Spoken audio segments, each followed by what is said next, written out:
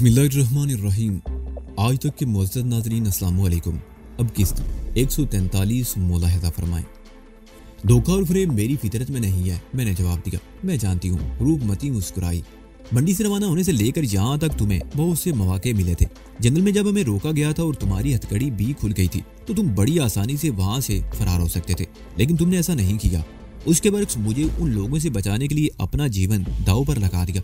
और जब मैं बेहोश हो गई थी और तुम मेरे दुश्मनों को भी खत्म कर चुके थे, उस वक्त भी तुम्हें भाग जाने का मौका हासिल था, मगर तुमने वफा पर आंच नहीं आने दी। और फिर वही कलमे को खामोश होगी, उसकी नजरें बदस्तूर मेरे चेहरे पर मरकूज थी। जोधपुर में सर्किट हाउस में क्याम के दौरान भी तुम्हें ऐसा मौका मिला था। तुम पर कोई निगरानी नहीं थी। तुम सर्किट हाउस से निकलकर शहर में गुम हो सकते थे। जोधपुर बहुत बड़ा शहर है, वहाँ किसी को तलाश कर लेना आसान नहीं और तुम बड़ी आसानी से गायब हो सकते थे, मगर तुमने वहाँ भी ऐसा नहीं किया। क्या ये इस बात का सबूत नहीं कि तुम पर आंखें बंद करके विश्वास किया जा सकता है? ठीक कहती हो, मैंने जवाब दिया। मैं तुम्हारे विश्वास को धोखा नहीं दूंगा, लेकिन एक बात मैं तुमसे भी नहीं छुपाना चाहता और मैं जानती हूँ तुम क्या कहना चाहते हो। रूपमती ने मेरी बात काट दी। उसके ऊँटों की मुस्कुराहट गहरी होगी। क्या? मैंने सवालिया निगाहों से उसकी तरफ देखा।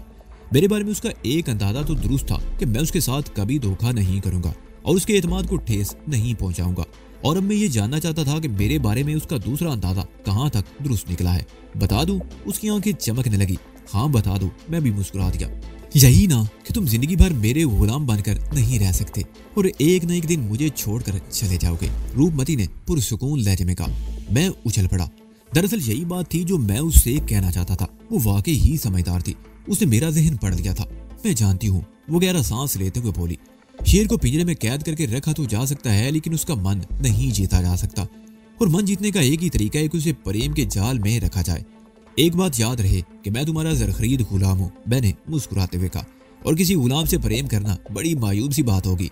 मैं प्रेम का फलसफा नहीं जानती, मगर ये समझती हूँ कि प्रेम धर्म, जात पात, अमीरी गरीबी और आका गुलाम की तफरीक को नहीं समझता। बहरहाल वो जमाई लेते हुए बोली, इस वक्त मुझे नींद आ रही है, बहुत थक गई हूँ। इस मौजू पर सुबह बात करेंगे। वो उठकर खड़ी हो गई। मैंने भी अपनी सीट छोड़ दी। इस वक्त मुंदरी भी किसी तरफ से नमूदार होकर सामने आ गई। मुंदरी?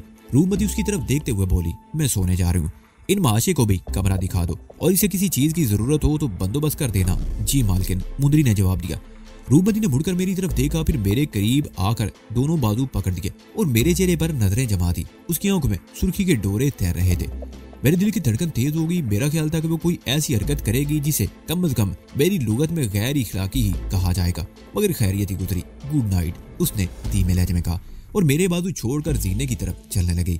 ऊपर जाने वाला जीना जरा सी गोलाई लिए हुए था। नीचे से ऊपर तक सुर्ख कालीन बिछा हुआ था। वो सीढ़ियां चढ़ती रही और मैं उसकी तरफ देखता रहा। ऊपर वाली बालकनी पर पहुंचकर रूपमती ने मुड़कर मेरी तरफ देखा और फिर पीछे हटती हुई मेरी निगाहों से ओझल हो गई। मेरे साथ आओ। मुंदरी की आवाज सुनकर मैं चौंक गया। वो मुझसे चंद कदम के फासले पर खड़ी अजीब सी नजरों से मेरी तरफ देख रही थी। शायद वो अब भी उसी उलझन का शिकार थी कि एक ज़रख़रीद गुलाम इस कदर काबिल एतमाद और प्यारा कैसे हो सकता है कि ना सिर्फ मालिकन उसके साथ बैठकर खाना खाए, बल्कि उसे रिहाइश के लिए शानदार बेडरूम भी दिया जाए और पुराने और वफादार मुलाजमीन को ये हुक्म भी दे दिया जाए कि उसकी ज़रूरियात का ख्याल रखा जाए और उसके हर हुक्म की तामील भी की जाए। वो चंद उलझी हुई नजरों से मेरी तरफ देखती रही, फिर इशारा करते हुए एक तरफ चल पड़ी। मैं भी खामोशी से उसके पीछे चल पड़ा। मुंदरी मुझे उसी कमरे में ले आई जिसमें मैंने दोपहर सोकर गुजारी थी। बहुत शानदार बेडरूम था। दोपहर को मैं रूपमती के साथ एक तवील और थका देने वाला सफर करके आया था। मंडी में जब दरमेश से मेरी लड़ाई हुई थी तो मेरी बुनियाद फट गई थी। मेरे बदन पर सिर्फ नीकर थी जो घुटनों से ऊपर थी। उस वक्त से मैं यही नीकर पहने हुए था। मेरा बराना जिस्म गर्द आलूद था और जब दोपहर को मैं उस बिस्तर पर लेटा तो सफेद उजली चादर पर गर्द के धब्बे लग गए थे जो अब भी नुमायां तौर पर नजर आ रहे थे। किसी चीज की जरूरत हो तो बता दो। कमरे में पहुंचकर मुंदरी ने कहा, मेरा जिस्म बहुत गंदा हो रहा है, मैं नहाना चाहता हूँ। मैंने कहा, वो बाथरूम का दरवाजा है। मुंदरी ने इशारे से बताया। वहां तुम्हें जरूरत की हर चीज मिलेगी। कपड़े? मेरे मुंह से बेइख्तियार निकला, क्या मुझे पहनने के लिए कपड़े मिल सकते हैं? तुम बाथरूम में जाओ, मैं कोई बंदोबस्त करती हूँ, मुंदरी ने कहा और मेरे जवाब का इंतजार किए बगैर बाहर चली गई। मैं बाथरूम में घुस गया। ये बाथरूम भी बहुत शानदार था। एक दीवार पर कदे आदम आईना लगा हुआ था। उसके साथ ही खूबसूरत मेडिसिन कैबिनेट थी जिसमें एंटीसेप्टिक और मुख्तलिफ इकसाम के लोशन रखे हुए थे। एक दीवार के साथ लगी हुई राड पर सफेद तौलिया टंगा हुआ था। करीब ही एक स्टैंड पर साबुन और शैम्पू वगैरह रखे हुए थे। नहाने के लिए खूबसूरत टब भी था और उससे जरा हटकर शावर भी लगा हुआ था। मैं नहाने के लिए शावर को तरजीह दी। ठंडे पानी की फुहार जिस्म पर पड़ी तो मुझे अजीब सा सुकून मिला। मैं काफी देर तक शावर के नीचे खड़ा फुहार से लुत्फअंदोज होता रहा। कई रोज बाद इस तरह नहाने का मौका मिला था। मैं भी शावर के नीचे ही खड़ा था कि दरवाजे पर हल्की सी दस्तक सुनकर चौंक गया। कौन है? मैंने दरवाजे के करीब आकर मध्यम आवाज में पूछा। कपड़े ले लो पहनने के लिए। ये मुंदरी की आवाज थी। मैंने दरवाजा थोड़ा सा खोलकर हाथ बाहर निकाल दिया। मुंदरी ने मेरे हाथ में कपड़े थमा दिए। मैंने दरवाजा बंद करके कपड़े खूंटी पर टांग दी और एक बार फिर शावर के नीचे खड़ा हो गया और मिलाकर तोरी से जिस्म खुश करके मैं खूंटी पर टंगे हुए कपड़े उतार कर पहनने लगा। वो स्लीपिंग सूट था, पाजामा और ओपन शर्ट। शर्ट में से बड़ी मशहूर कुन खुशबू आ रही थी। शर्ट अगरचे मुझे किसी कदर तंग थी लेकिन बहरहाल मैं उसमें समा गया। पाजामा भी टखनों से काफी ऊपर था। ये कपड़े पहनने के बाद जब मैंने कदे आदम आईने में अपने आप को देखा तो चौंके बगैर ना रह सका। ये जनाना स्लीपिंग सूट था। शर्ट का गला गोलाई में था और उस पर निस्फ इंच चौड़ी खूबसूरत बेल भी लगी हुई थी। मेरा ख्याल था कि मुंदरी ने रूपमती से जाकर कहा होगा और रूपमती ने अपना ये स्लीपिंग सूट भेज दिया था। मुझे इससे गर्ज ना थी कि स्लीपिंग सूट जनाना था या मर्दाना। मेरी जरूरत फिल वक्त पूरी हो गई थी। मैं बाथरूम से बाहर आ गया। मुंदरी जा चुकी थी और बिस्तर पर सफेद दागदार चादर की बजाय हल्के गुलाबी रंग की चादर बिछी हुई थी, जिसे देखकर मेरे होंठों पर खफीफ सी मुस्कुराहट आ गई। मैंने ट्यूबलाइट ऑफ करके नाइट बल्ब जला दिया। नीलगो रोशनी आंखों को बड़ी भली लग रही थी। बिस्तर भी बहुत आरामदेह था। लेटने की थोड़ी देर बाद मेरी आंखें बंद होने लगी। सुबह 10 बजे से पहले मेरी आंख नहीं खुल सकी। मुझे किसी ने जगाने की कोशिश भी नहीं की। आंख खुल जाने के बाद भी मैं देर तक बिस्तर पर पड़ा रहा। पहले तो मैं समझ ही ना सका कि कहाँ हूँ। दिमाग पर धुंध सी छाई हुई थी, लेकिन ये धुंध बदतदरीज छटती चली गई और मुझे सब कुछ याद आ गया। जहाज की तबाही के बाद पनाह की तलाश में सहरा में भटकता, विजय ठाकुर के हत्थे चढ़ जाना, गुलामों की मंडी में नीलाम होना, जानकी का बिछड़ जाना और इस अजीबो गरीब और पुरस्कार औरत रूपमती का जर खरीद गुलाम बन जाना। रूपमती खुली किताब होने के बावजूद मेरे लिए बहुत ही पुरस्कार थी। इसने मेरे साथ गुलामों जैसा सलूक हरगिज नहीं किया था। वो अब तक मेरे साथ इस तरह का सलूक रवा रखे हुए थी जैसे मैं भी उसका हम पल्ला हूँ। मेरी खातिर उसने ना सिर्फ पुराने बॉडी गार्ड्स को निकालने का फैसला कर लिया था, बल्कि एक और राजकुमार से दुश्मनी भी मोल ले ली थी। रूपमती ने मेरे ऊपर मुकम्मल एतमाद का इजहार किया था। मुझ पर फिलहाल कोई पाबंदी नहीं थी। उसने मुझे बिल्कुल आजाद छोड़ दिया था और मैं समझता था कि यहाँ से एक नई कहानी शुरू होने वाली है। बल्कि वो कहानी जन्म ले चुकी है। तेज सिंह, धर्मेश और बलवंत सिंह की फितरत से मैं अच्छी तरह वाकिफ हो चुका था। वो तीनों ना सिर्फ रूपमती से जलील हो चुके थे, बल्कि मेरे हाथों भी जिल्लत उठा चुके थे। तेज सिंह और धर्मेश तो मेरे हाथों गधों की तरह पीटे थे और कनौर बलवंत सिंह को मेरी वजह से अपने मकसद में नाकामी हुई थी। उसका एक आदमी भी मेरे हाथों मारा गया था और खुद उसे बुरी तरह जलील होकर रात की तारीकी में जंगल में फरार होना पड़ा था। इन हालात के पीछे नजर ये बात पूरे वसूख से कही जा सकती थी कि अब मैं भी इस मामले से अलग नहीं रह सकता था। वो तीनों रूपमती से अपनी जिल्लत और रुसवाई का बदला लेने के लिए भी मुझे इस मामले में लपेटने की कोशिश कर सकते थे। और मैं सोच रहा था कि क्या मैं यहाँ इन मामलात में उलझ कर रह जाऊंगा या अपने माँ बाप के कातलों को ठिकाने लगाने के लिए कोई इकदाम कर सकूंगा। दारा सिंगापुर से फरार होकर हिंदुस्तान आया था, लेकिन जाहिर हिंदुस्तान उसकी मंजिल नहीं थी। उसकी मंजिल तो लाहौर थी, जिसे वो अपनी पनाहगाह समझता था और मुझे यकीन था कि वो अब तक लाहौर पहुंच चुका होगा, जबकि मैंने तय कर रखा था कि उसे दुनिया के किसी कोने में भी पनाह नहीं लेने दूंगा। लेकिन अब मेरे सामने सवाल ये था कि यहाँ से कैसे निकला जाए। मैं ये सब कुछ सोच ही रहा था कि कमरे का दरवाजा खुला और मुंदरी चाय का कप लेकर अंदर दाखिल हुई। मुझे देखकर उसके होंठों पर खफीफ सी मुस्कुराहट आ गई। उसने चाय का कप साइड टेबल पर रखा और खामोशी से बाहर चली गई। मैं उठकर बाथरूम में घुस गया। चंद मिनट बाद मैं दोबारा बेड की पुश से टेक लगाए नीमदराज गर्म गर्म चाय की चुस्कियां ले रहा था। 1 घंटे बाद मैं कमरे से बाहर निकल आया। ठंडे पानी के गुस्से से मैं अपने आप को बहुत हल्का फुल्का महसूस करने लगा था। मेरा ख्याल था कि रूपमती जाग गई होगी और नाश्ता भी कर चुकी होगी, लेकिन पता चला कि वो अभी तक सो रही है। उसने रात ही को कह दिया था कि सुबह उसे डिस्टर्ब ना किया जाए, इसलिए मुंदरी ने उसे जगाने की कोशिश भी नहीं की थी। भोजन करोगे? बना दूं? मुंदरी ने मेरे करीब आकर कहा। अभी नहीं, बालकन उठ जाए तो नाश्ता करूंगा, मैंने जवाब दिया। मुंदरी के होंठों पर खफीफ सी मुस्कुराहट आ गई। ये बात मैंने कल ही नोट कर ली थी कि मेरी तरफ देखते हुए उसकी आंखों में अजीब सी चमक उभर आती थी। बैल से होता हुआ बाहर आ गया। रूपमती की लैंड क्रूजर अब भी पोर्च में खड़ी हुई थी। मैं चलने में पोर्च में खड़ा रहा और फिर घूम फिर कर कंपाउंड का जायजा लेने लगा। कंपाउंड कम से कम 2 एकड़ रकबे पर मुश्तमिल था। बड़े खूबसूरत लान बने हुए थे, जिनके किनारों पर फूलों के पौधे भी बकसरत थे। बैरूनी फसील नुमा दीवार के साथ साथ नारियल के दरख्त भी थे। हवेली की इमारत के एक तरफ 3 गैराज बने हुए थे, जिनके दरवाजे बंद थे। मैं उनके सामने से गुजरा, एक गैराज खाली था। लेकिन 2 दरवाजों की चूड़ियों से अंदर खड़ी हुई गाड़ियां नजर आ गई। मैं हवेली की इमारत के पिछली तरफ आ गया। उस तरफ भी बहुत लंबी चौड़ी खुली जगह थी और इमारत से बहुत हटकर अकबी दीवार के साथ क्वार्टर्स बने हुए थे। सर्वेंट क्वार्टरों की तादाद भी थी। हर क्वार्टर के सामने मुख्तसर सा सीन भी था और बाहर से अंदाजा लगाया जा सकता था कि हर क्वार्टर 2 कमरों पर मुश्तमिल था। ये सब कुछ देखकर मुझे हैरत हो रही थी। वो यहाँ अकेली रहती थी। उसकी खिदमत और घर के लिए ज्यादा से ज्यादा 2 मुलाजिम काफी थे, लेकिन इसने मुलाजिमों की एक फौज भाल रखी थी। 5 मुलाजिम तो इस हवेली में मौजूद थे। 3 औरतें और 2 मर्द और 2+2 दरमेश को वो निकालने का फैसला कर चुकी थी। मैं हवेली की वसी अरीज इमारत के ऊपर से होता हुआ एक बार फिर सामने के रुख पर आ गया। एक दुबला पतला सा आदमी पौधों को पानी दे रहा था। उसके बदन पर सिर्फ धोती थी जो मखसूस अंदाज में बंधी हुई थी। अबनूसी पिंडा धूप में चमक रहा था। उसके करीब से तराशे हुए बाल चांदी की तरह सफेद थे और चेहरे पर भी बड़ी बड़ी सफेद मूंछें अजीब सी लग रही थी। मैं करीब पहुंचा तो उसने दोनों हाथ जोड़कर प्रणाम किया और फिर अपने काम में मसरूफ हो गया। मैं कुछ देर लान में इधर उधर टहलता हुआ फुआरे के करीब रुक गया। उस वक्त मेरी नजर इत्तफाकन हवेली की तरफ उठ गई थी।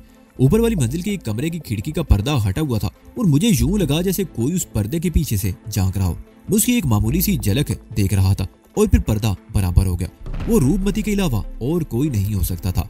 मैं एक दरख्त के साए में खड़ा इधर उधर देख रहा था। मैं इस वक्त अजीब सी उलझन में मुब्तला हो गया था। रूपमती का मैं जरखरीद गुलाम था, लेकिन उसने मुझे आजाद छोड़ रखा था। मैं अगर चाहता तो बड़े इत्मीनान से यहाँ से भाग सकता था, मगर मेरी कुव्वत फैसला भी शायद मफलूज होकर रह गई थी। मैं फैसला नहीं कर पा रहा था कि मुझे क्या करना चाहिए, लेकिन एक बात तो तय थी कि मैं रूपमती को धोखा नहीं देना चाहता था। उसने मुझ पर एतमाद किया था। मैं उसके एतमाद को ठेस नहीं पहुंचाना चाहता था और ना ही मैं अपनी नजरों में गिरना चाहता था। मैं नीम के दरख्त के साए में खड़ा यही सब कुछ सोचता रहा कि यहाँ से निकल भी गया तो कहाँ जाऊंगा। ये मुल्क मेरे लिए अजनबी था, यहाँ के लोग भी अजनबी थे और मैं जिन हालात में यहाँ पहुंचा था वो भी बड़े अजीब थे। रेगिस्तान में हवाई जहाज की तबाही के बाद जहाज और मुसाफिरों की तलाश शुरू हो गई थी। कुछ मुसाफिर मिल गए थे, कुछ की लाशें मिली थी और कुछ अभी तक लापता थे। मैं अगर यहाँ से निकलकर अपने आप को सरकारी हुकाम के सामने पेश कर देता तो मेरे लिए मजीद उलझनें पैदा हो सकती थी। मैं इतने रोज कहाँ गायब रहा था? मैंने किसी अथॉरिटी से राब्ता क्यों नहीं किया था? मेरी ये बात मानने को कोई भी तैयार ना होगा कि मुझे पकड़कर गुलामों की मंडी में भेज दिया गया था। गुलामों की मंडी के बारे में सब लोग जानते थे। हुक्मरान भी इस हकीकत से आगाह थे कि राजस्थान में इंसानों की खरीदो फरोख्त का घिनौना कारोबार होता है, मगर वो जानने वाले भी मंडी के वजूद से इनकार कर देंगे। दूसरी तरफ जानकी को भी मैं नहीं छोड़ सकता था। उसने मेरी खातिर अपना सब कुछ लौटा दिया था और उस पर यह अजाब भी मेरी वजह ही से नाज़िल हुआ था। उसे बेयारो मददगार छोड़ देना ज्यादती होती। मैं ये सब कुछ सोच ही रहा था कि रूपमती बरामदे में नमूदार हुई। वो एक लम्हे को वहां रुकी और फिर नपे तुले कदम उठाते हुए मेरी तरफ बढ़ने लगी। उसने शबे ख्वाबी का बारीक लिबास पहन रखा था जिससे उसका बदन झलक रहा था। वो शायद नहाकर निकली थी और बाल नहीं संवारे थे। बालों से नुचड़ने वाले पानी से मैक्सी उसके बदन के साथ चिपक गई थी। वो मेरे सामने रुक गई और मुझे ऊपर से नीचे तक देखने लगी और फिर उसके होंठों पर मानी खेज मुस्कुराहट आ गई। ये कपड़े कहाँ से लिए तुमने? उसने शरारती नजरों से मेरी तरफ देखते हुए कहा। रात को मुंदरी ने दिए थे, शायद तुम्हारे ही हैं, मैंने जवाब दिया। मैं इस लिबास में पहले ही कुछ बेचैनी महसूस कर रहा था और अब तो मैं जीप सा गया था। ये मेरे कपड़े नहीं हैं, उसने मुस्कुराते हुए कहा। मुंदरी के हैं। फिर मेरे चेहरे पर नजरें जमाते हुए बोली, तुमने मांगे होंगे तो उसने कपड़े लाकर दे दिए होंगे। लेकिन वो एक लम्हे को खामोश हुई, फिर मेरे चेहरे पर नजरें जमाते हुए बोली, लेकिन कहीं मुंदरी ने तुम्हारे साथ रात कमरे में तो नहीं गुजार दी? मैं बुरी तरह जीप गया। मेरे ख्यालात इतने पस्त नहीं है, बुरा मान गए? वो मुस्कुरा दी। मैंने तो ये बात मजाक में कही थी। वैसे तुम हो ही ऐसी चीज कि तुम्हें देखकर हर जवान औरत के सीने में हलचल मच जाती है। बहरहाल आओ मैं तुम्हें अपना गार्डन दिखाऊं। वो मुझे लान के मुख्तलिफ हिस्सों में घुमाती उस तरफ ले गई जहाँ एक लंबा चौड़ा किता गुलाब के पौधों के लिए मखसूस था। यहाँ कई रंगों के गुलाब थे और वो मुझे बता रही थी कि गुलाब का कौन सा पौधा कहाँ से ला कर लगाया गया था। मैं रूपमती के साथ साथ चलता हुआ हाँ हूँ करता रहा। इस वक्त दोपहर हो रही थी। मैंने 10 बजे के करीब चाय का 1 कप पिया था और अब पेट में चूहे दौड़ रहे थे। कमला नामी मुलाजमा ने बरामदे में नमूदार होकर खाना लगाए जाने की इतला दी तो मैंने दिल ही दिल में खुदा का शुक्र अदा किया। आओ खाना लग चुका है, तुम्हें भी भूख लग रही होगी, रूपमती ने कहा और हम लान से निकलकर अंदर की तरफ चल पड़े। मेज पर इनवा इकसाम के खाने लगे हुए थे। इस मेज को देखकर लगता था जैसे किसी खास मेहमान के लिए पुरतकल्लुफ दावत का एहतमाम किया गया हो। 3 डिशेज सब्जियों की थी जिनमें पनीर इस्तेमाल किया गया था। 1 डिश चिकन फ्राई की थी। हम दोनों मेज पर आमने सामने बैठे थे। मैं नजरें झुकाए खाना खाता रहा। मैं रूपमती की तरफ देखने से गुरेज कर रहा था, अलबत्ता वो बार बार मेरी तरफ देख रही थी। एक कमला, रूपमती को अचानक ही जैसे कुछ याद आ गया हो। दरमेश के क्वार्टर की चाबी तो तुम्हारे पास है ना? जी मालकिन, कमला ने जवाब दिया। उसके साथ ही उसकी नजरें झुक गई थी जैसे उसकी कोई चोरी पकड़ी गई हो। उसके कमरे से कपड़ों के 2-3 जोड़े निकाल लाओ, रूपमती ने कमला से कहा। फिर मेरी तरफ मुड़ गई। मेरा ख्याल है धर्मेश के कपड़े तुम्हें पूरे आ जाएंगे, चंद रोज तो इन्हीं कपड़ों पर गुजारा कर लो, इसी दौरान में कोई और बंदोबस्त कर लिया जाएगा। वो कोई एतराज नहीं करेगा? मैंने कहा। एतराज? रूपमती बोली। अगर उसने एक लफ्ज भी मुंह से निकाला तो मैं उसकी जबान खींच लूंगी। वैसे इत्मीनान रखो, वो दोनों भाई अभी इधर का रुख नहीं करेंगे। फैसला सुनाने से पहले ही वो मेरे फैसले से आगाह हो चुके हैं। कमला रूपमती का हुक्म सुनकर उस वक्त चली गई थी। हम खाने से फारिग हुए तो कमला भी आ गई। मैंने कपड़े इन श्रीमान जी के कमरे में रख दिए हैं, उसने बताया। मैं रूपमती के साथ अपने कमरे में आ गया। बिस्तर पर कपड़ों का अंबार लगा हुआ था। कई कीमती सूट हैंगरों में लटके हुए थे। लातादाद शर्ट्स और पतलूनें अलग से तय की हुई थी। कई जोड़े राजस्थानी लिबास के भी थे। रूपमती ने कमला को 2-4 जोड़े लाने को कहा था, मगर वो शायद उसके वार्डरोब के सारे कपड़े निकाल लाई थी। मैंने एक पतलून उठाकर अपनी टांगों से लगा कर देखी। धर्मेश कदो कामत में मेरे जैसा ही था और मेरे ख्याल में उसके कपड़े मुझे पूरे आ सकते थे। ग्रे रंग की इस पतलून के साथ पहनने के लिए मैं कोई मुनासिब शर्ट तलाश कर रहा था कि रूपमती ने वो पतलून मेरे सामने से लेकर एक तरफ डाल दी और नीले रंग की एक स्टोन वॉशेड जीन्स और गहरे रंग की टी शर्ट निकाल कर मेरी तरफ बढ़ा दी। ये पहन लो, अच्छी लगेगी, उसने मानी खेज अंदाज में मुस्कुराते हुए कहा। तुम ये कपड़े बदल लो, मैं कुछ और तलाश करती हूँ। मैं कपड़े लेकर बाथरूम में घुस गया। मेरा अंदाजा बिल्कुल दुरुस्त निकला। कपड़े मेरे जिस्म पर बिल्कुल फिट थे। मैं जब बाथरूम से बाहर निकला तो रूपमती बेड पर झुकी ढेर में से कपड़े अलग कर रही थी। उसने गर्दन घुमाकर मेरी तरफ देखा और एक झटके से सीधी हो गई। उसकी आंखों में अजीब सी चमक उभर आई थी। वो मेरे सामने आकर खड़ी हो गई और मेरे बाजुओं के मसल्स टटोलने लगी। आधे आस्तीन की टी शर्ट में मेरे बाजुओं के मसल्स उभरे हुए थे। सीना भी किसी बॉडी बिल्डर की तरह तना हुआ था और रूपमती यही सब कुछ देखना चाहती थी, इसलिए उसने मेरे लिए ऐसे लिबास का इंतखाब किया था। मैं अब तक रूपमती को अच्छी तरह समझ चुका था। वो जन्म जन्म की प्यासी थी। उसने जब भी अपनी प्यास बुझाने की कोशिश की, तस्कीन की बजाय उसकी प्यास और भड़क उठी और अब वो मुझसे तस्कीन हासिल करना चाहती थी। अभी तो शुरुआत थी और मैं जानता था कि आगे क्या होने वाला है।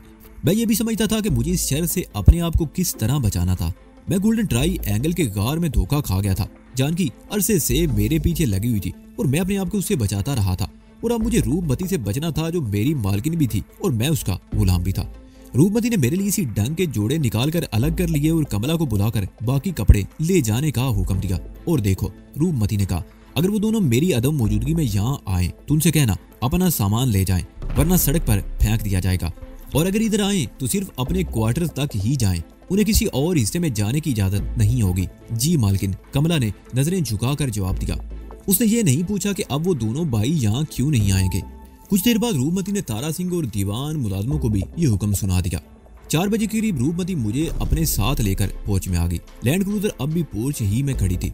बरामदे से उतरकर गैराज की तरफ वो चली गई। उसे उस तरफ जाते देखकर तारा सिंह भी दौड़कर उसके करीब पहुंच गया और अपनी जगह पर खड़ा उस तरफ देखता रहा। तारा सिंह ने एक गैराज का दरवाजा खोल दिया और जाकर ग्रे रंग की कार साफ करने लगा। कुछ देर बाद रूपमती भी गैराज में दाखिल होकर कार में बैठ गई और कार स्टार्ट करके कार को बाहर निकाल लाई। 5 साल पुराने मॉडल की मर्सिडीज थी जो अब इस तरह चिमचिमा रही थी जैसे अभी शोरूम से निकल कर आई हो। पोर्च इतना कुशादा था कि 2 कारें पहलू ब पहलू आसानी से खड़ी हो सकती थी। रूपमती ने कार लैंड क्रूजर से जरा आगे रोक ली और पैसेंजर सीट का दरवाजा खोलकर मुझे इशारा किया।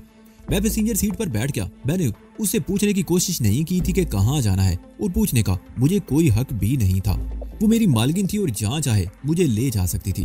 कार आगे बढ़ाने से पहले उसने मुंदरी को बुलाकर उसे बता दिया था कि हम लोग रात का खाना बाहर ही खाएंगे। हवेली से निकलकर कार शहर की सड़कों पर दौड़ने लगी। ये शहर कदीम तारीखी इमारतों से भरा हुआ था। लगता था राजस्थान के राजों महाराजों को कला नुमा हवेलियां और महलात बनवाने के सिवा कोई और काम नहीं था। जो तो इस शहर को देखने के लिए कई रोज दरकार हैं, लेकिन आज मैं तुम्हें चंद बहुत खास इमारतें दिखाने के लिए लाई हूँ। रूपमती ने कार एक और सड़क पर मोड़ते हुए कहा, कोई आज तुम मुझे सैर कराना चाहती हो। मैंने गर्दन घुमाकर उस तरफ देखा। यही समझ लो, उसने जवाब दिया। इसका एक मकसद ये भी है कि तुम शहर की सड़कों से वाकिफ हो जाओ। आज तो मैं तुम्हें यूं ही घुमा रही हूँ, कल मैं तुम्हें ड्राइविंग सिखाने के लिए ले जाऊंगी। ड्राइविंग? मैंने हैरत से उसे देखा।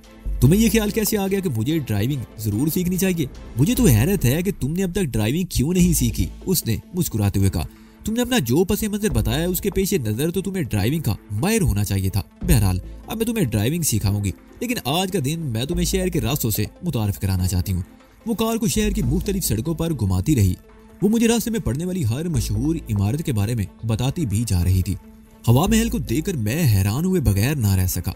बाहर की तरफ नीचे से ऊपर तक लातादाद मेहराबें थी जिनमें छोटे छोटे जरूके बने हुए थे। गुलाबी रंग की इमारत बहुत खूबसूरत थी। हम मुख्तलिफ सड़कों से होते हुए जंतर मंतर पहुंच गए। ये बहुत वसी और अरीज पार्क था जहां ऑब्जर्वेटरी बनी हुई थी। कदीम तर्ज की ये ऑब्जर्वेटरी महाराजा जय सिंह सानी ने सन 1716 में बनवाई थी। हम कार से उतरकर देर तक जंतर मंतर के मुख्तलिफ हिस्सों में घूमते रहे। रूपमती मुझे सब कुछ इस तरह बता रही थी जैसे मैं सिर्फ सियाहत के लिए यहाँ आया हूँ और वो मेरी गाइड हो। एक बात मैंने खास तौर पर नोट की थी कि मेरे साथ चलते हुए रूपमती का अंदाज ऐसा था जैसे वो अपने साथ मेरी मौजूदगी पर बड़ा फख्र कर रही हो। लोग भी मुड़ मुड़ कर हमें देख रहे थे। जब कोई औरत मेरी तरफ देखती तो रूपमती या तो मेरा हाथ पकड़ लेती या मेरे साथ जुड़कर चलने लगती।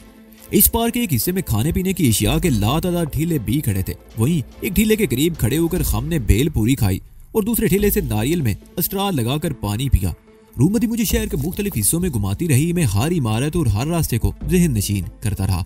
आज की ये सैर बाद में मेरे काम आ सकती थी। मुख्तलिफ सड़कों पर घूमते हुए बिलाकर हम जोहरी बाजार पहुंच गए। ये शहर का गुंजान आबाद और बारूनक कमर्शियल एरिया था। यहाँ हर किस्म की बड़ी बड़ी दुकानें थी। इस वक्त शाम हो चुकी थी और पूरा इलाका रंग बिरंगी रोशनियों से जगमगा रहा था। यूं तो मुकामी बाशिंदों को भी खासा रश था, मगर गैर मुल्की सियाह भी बड़ी तादाद में नजर आ रहे थे। यहाँ कपड़े, रेडीमेड गारमेंट्स, लकड़ी की आराइशी मसनूआत, मार्बल की मसनूआत और जेवरात की बेशुमार दुकानें थी। राजस्थानी जेवरात को इन दुकानों में नुमायां तौर पर सजाया गया था। गैर मुल्की सियाहों के लिए ऐसी जगहों पर बड़ी कशिश होती है। रूपमती के इस इंकशाफ पर मुझे बड़ी हैरत हुई कि राजस्थान में हर साल 6 लाख गैर मुल्की सियाह आते हैं। रूपमती ने एक कार बड़ी इमारत के सामने पार्किंग लॉट पर छोड़ दी और हम दोनों ही पैदल चलते रहे। उस इलाके को देखकर मुझे सिंगापुर का लिटिल इंडिया याद आ गया। रूपमती एक और कुशादा बाजार में घूम गई। यहाँ भी खुए से खुआ चल रहा था। रूपमती ने मेरा हाथ पकड़ रखा था जैसे अंदेशा हो कि मैं इस हुजूम में खो जाऊंगा या उसे छोड़कर चला जाऊंगा। और बिलाकर वो कपड़े की एक बड़ी दुकान में दाखिल हो गई। उसे कपड़े का डिपार्टमेंटल स्टोर कहा जा सकता था। एक हिस्सा मर्दाना कपड़ों और दूसरा हिस्सा जनाना कपड़ों पर मुश्तमिल था। रेक्स में थान आरासा थे और शोकेसों में डमियों में खूबसूरत साड़ियां सजी हुई थी। इस दुकान में भी खासा रश था। कई सेलमैन थे जो गाहकों से निमटने में मसरूफ थे। दाईं तरफ आखिर में कैश काउंटर था जहां सांवली रंगत और तीखे नकूश वाली एक जवान लड़की के साथ एक अधेड़ उम्र आदमी भी बैठा हुआ था। सफेद पाजामा और सफेद गुल्फ लगा हुआ कुर्ता, पेशानी पर सुर्ख टीका चमक रहा था। वो हिंदू था। रूपमती को देखते ही वो अपनी कुर्सी से उठ गया। उसने बड़े पुरजोश अंदाज में आगे बढ़कर रूपमती का इस्तकबाल किया। धन्य बाग हमारी खुशकिस्मती राजकुमारी रूपमती जी, पोतर से बाद दर्शन दिए वो अपने। सेठ धनीराम के होठों पर कारोबारी मुस्कुराहट थी। जरा मसरूफ रही, इस तरफ आने का मौका नहीं मिला सेठ जी, रूपमती ने जवाब दिया। थोड़ी देर पहले ठाकुर बनूर सिंह भी आए थे। उन्होंने बताया कि आपने कोई हीरा खरीदा है क्या? वो उसने कनखियों से मेरी तरफ देखा। नहीं धनीराम जी, रूपमती ने जवाब दिया। ये मेरे दोस्त हिम्मत सिंह है। ये काली दिल्ली से आए हैं। पुराने सफर में कोई मुसाफिर गलती से इनका सूटकेस उठा कर ले गया। इनके लिए कुछ कपड़े सिलवाने हैं। गलती से नहीं रूपमती जी, धनीराम मुस्कुराया। ट्रेनों में चोरी की वारदातें आम हो गई हैं। कोई चोर ताक में होगा, इन्हें गाफिल पाकर सूटकेस उठा ले गया। ज्यादा नुकसान तो नहीं हुआ श्रीमान जी, उसने आखिरी अल्फाज कहते हुए मेरी तरफ देखा। कम या ज्यादा इससे अब कोई फर्क नहीं पड़ता, मैंने जवाब दिया। मुझे रूपमती के झूठ बोलने पर बड़ी हैरत हुई थी। मेरे बारे में बताते हुए ये बात भी जानती होगी कि जल्द या बदेर उसका ये झूठ खुल जाएगा। धनीराम काउंटर की पिछली दीवार पर लगा हुआ एक बटन दबा दिया। उसके फौरन बाद काउंटर के साथ तंग से जीने से एक आदमी उतरकर नीचे आ गया। दुकान के ऊपर वाले हिस्से में दर्दी खाना था और वो आदमी टेलर मास्टर था। धनीराम ने उसे मेरे बारे में बताया और जब टेलर मास्टर ने मुझे ऊपर आने का इशारा किया तो रूपमती भी हमारे साथ ही ऊपर आ गई। ऊपर बहुत बड़ा दर्दी खाना था। कई कारीगर बैठे काम कर रहे थे। उनमें औरतें भी थी। टेलर मास्टर ने एक फैशन बुक हमारे सामने रख दी। रूपमती फैशन बुक खोलकर देखने लगी। रूपमती ने मेरे कपड़ों की डिजाइन भी अपनी मर्जी से पसंद की है। 1 घंटे बाद हम नीचे आ गए। कपड़ा पसंद करने में मजीद 1 घंटा लग गया और मिलाकर हम उस दुकान से बाहर आ गए। तुमने धनीराम से मेरे बारे में झूठ क्यों बोला? मैंने उसके साथ चलते हुए कहा। क्या तुम समझती हो कि उसे पता नहीं चलेगा कि मैं कौन हूँ?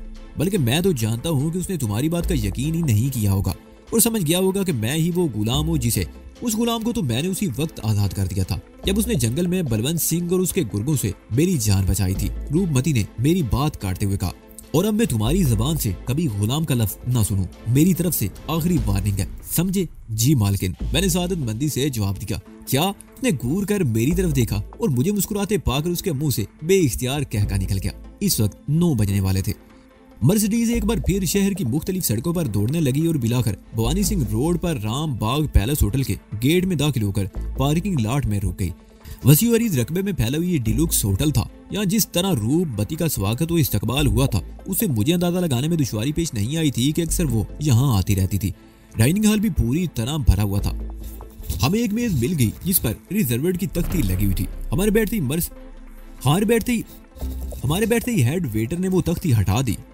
मुझे समझ आ गई कि रूपमती ने हवेली से निकलने से पहले फोन करके मेज रिजर्व करवा ली होगी।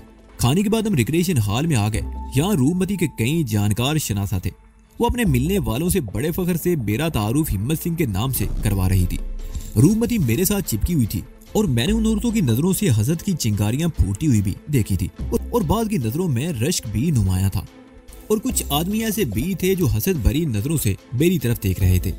मुझे अंदाजा लगाने में दुश्वारी पेश नहीं आई कि वो किसी वक्त रूपमती के करीब रह चुके थे और अब मुझे इसके साथ देखकर उनके दिलों में हसद और रकाबत के जज्बात जाग उठे थे।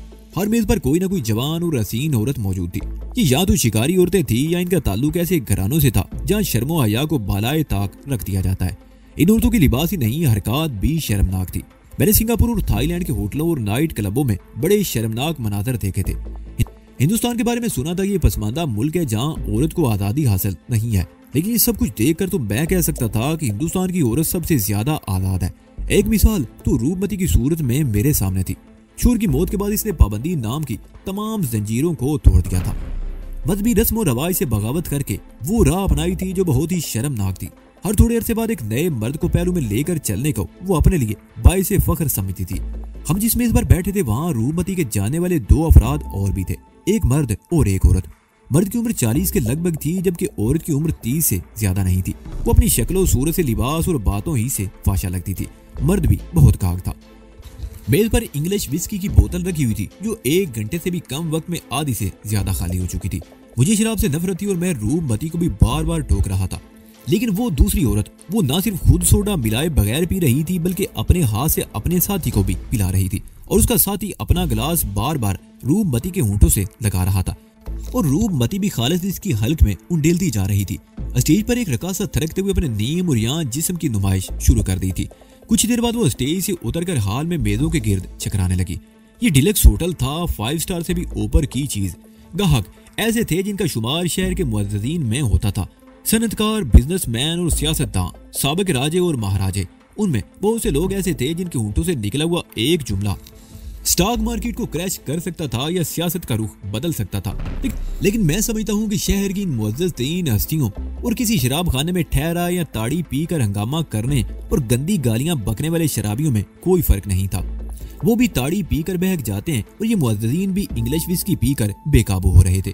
कोई मेजों के दरमियान थिरकती हुई रकासों को पकड़कर अपनी आगोश में गिराने की कोशिश कर रहा था और कोई अपने साथ बैठी हुई औरत को बेलिबास करने की कोशिश में था। एक के बाद दूसरी रकासा आती रही और अपने जिस्म की नुमाइश करके शहर के इन बाइज्जत लोगों के जज्बात की आग भड़काती रही। 1 बजने वाला था। रूपमती अब किसी कदर बहकने लगी थी। मेरी कुव्वत बर्दाश्त जवाब दे गई। मैंने उसे हाथ से पकड़कर कुर्सी से उठा लिया। बस करो अब। मैंने उसके दूसरे हाथ से गिलास लेकर मेज पर पटक दिया। और पियोगी तो यहीं ढेर हो जाओगी। तो तुम कौन होती हो मुझे रोकने वाले? तो मैं पीऊंगी और पीऊंगी। रूपमती अपना हाथ छुड़ाने की कोशिश करते हुए बोली, मैं तुम्हें और नहीं पीने दूंगा, अब घर चलो। मैंने उसका हाथ नहीं छोड़ा। तो तमीज से बात करो, तुम मेरे गुलाम हो, मैं मालिक नहीं। मैं तुम्हें 3 लाख में खरीदा था। वो एक बार फिर हाथ छुड़ाने की कोशिश करने लगी। मैं सन्नाटे में आ गया। ये अल्फाज थोड़े की तरह मेरे दिल पर लगे थे। दिमाग में सनसनाहट होने लगी थी। एक लम्हे को तो ज़हन में ख्याल है कि इसे छोड़ दूं। आखिर मैं इसका गुलाम ही तो था। मुझे इस तरह बात करने का कोई हक नहीं था, लेकिन मैंने फौरन ही अपने आप को संभाल लिया। मैं गुलाम जरूर था, लेकिन वफादारी भी मेरी सरशत में शामिल थी और एक वफादार गुलाम अपनी मालकिन को इस सालन में छोड़कर नहीं जा सकता था। मैंने गंदगी से उस मर्द और औरत की तरफ देखा। वो दोनों रूपमती की बात पर चौंक गए थे। उनके चेहरे को तासरात बदल गए थे। वो दोनों बिला नोश थे और ज्यादा शराब पीने के बावजूद नहीं बहके थे, जबकि रूपमती के दिमाग पर असर होने लगा था। मैंने मेज पर रखा वो रूपमती का बैग दूसरे हाथ से उठाया और उसे खींचता हुआ दरवाजे की तरफ ले जाने लगा। रूपमती चीखी चिल्लाई तो नहीं, अलबत्ता अपने आप को छुड़ाने की कोशिश जरूर करती रही और हम दरवाजे से 2-3 कदम दूरी थे कि एक वेटर ने रास्ता रोक लिया। Excuse me sir. क्या बात है? मैंने उसे घूरा। बिल। वेटर बोला। मैडम का बिल पे नहीं हुआ सर। उसने बिल की पर्ची मुझे दिखाई। मैंने रूपमती को छोड़ दिया। वो दीवार के साथ टेक लगाकर गहरे गहरे सांस लेने लगी। मैंने वेटर के हाथ से पर्ची झपट ली। 3000 से ऊपर का बिल था। मैंने रूपमती का पर्स खोला। उसमें अच्छी खासी रकम मौजूद थी। मैंने मतलूबा रकम निकालकर वेटर के हाथ में थमा दी। पर्स अपने कंधे पर लटका लिया और रूपमती का बाजू पकड़कर उसे खींचता हुआ हाल से बाहर ले आया। इस मरतबा उसने मुजाहमत नहीं की थी। लाबी से गुजरते हुए एक और आदमी ने हमारा रास्ता रोक लिया। उस शख्स का लहजा बहुत उखड़ था। हुलिये से भी वो कोई अच्छा आदमी दिखाई नहीं देता था। वो इस क्लास का था भी नहीं जो ऐसे बड़े होटलों में आमदोरफ्त और इखराजात के मुतहम्मिल हो सकते हैं। वो एक बार फिर मुझे खा जाने वाली नजरों से घूरते हुए करख्त लहजे में बोला, रूपमती को इस तरह घसीट कर किधर ले जाने का है? जहन्नुम में। तुम कौन हो? मैंने भी उसी तरह करख्त लहजे में जवाब दिया। मेरे लहजे की घुर्राहट ने उस शख्स को वहीं रुकने पर मजबूर कर दिया। मैं रूपमती को खींचता हुआ पार्किंग में ले आया। उसकी कार के करीब पहुंचकर मैंने उसके पर्स में से चाबी निकाली और दरवाजा खोलकर रूपमती को ड्राइविंग सीट पर धकेल दिया और चाबी दरवाजे के लॉक से निकालकर इग्निशन में डाल दी। दूसरी तरफ का ताला खोलो और इंजन स्टार्ट करो, मैंने कहा, और कार के सामने से घूमकर दूसरी तरफ आ गया। और ठीक उसी वक्त वो आदमी भी पार्किंग में पहुंच गया। उसके साथ एक और आदमी भी था। उन दोनों के तेवर अच्छे दिखाई नहीं देते थे। वही शख्स आगे बढ़ते हुए घुराया, रूपमती को छोड़ दो वरना हम तुम्हारी हड्डियां तोड़ दूंगा। देखो, मैंने पुरसुकून लहजे में कहा, मैं रूपमती को अगवा करके नहीं ले जा रहा। मैं इसका दोस्त हूँ। इसने शराब ज्यादा पी ली इसलिए मैं इसे जबरदस्ती वहां से निकाल कर लाया हूँ। वैसे तुम कौन लोग हो और रूपमती से तुम्हारा क्या ताल्लुक है? रूपमती तो हमारे दिला दी रानी होवे है, उस शख्स ने जवाब दिया। अब तुम चले जाओ, हम इसको घर छोड़ देऊंगा। मेरा खून खोल उठा। रूपमती के बारे में नए नए इंकशाफात हो रहे थे। इसने अपने आप को इतना गिरा लिया था कि जैसे थर्ड रेट गुंडे भी आस लगाए बैठे हुए थे। मैंने उन दोनों को समझाने की कोशिश की मगर वो दोनों लड़ने पर बजीद थे। रूपमती नशे में थी और उन दोनों का ख्याल था कि मुझे रास्ते से हटाकर वो इसे अपने साथ ले जाएंगे, लेकिन मैं ऐसा क्यों होने देता। मैंने एक बार फिर उन्हें समझाने की कोशिश की मगर उनमें से एक ने चाकू निकाल लिया। अब मेरी कुव्वत बर्दाश्त जवाब दे गई।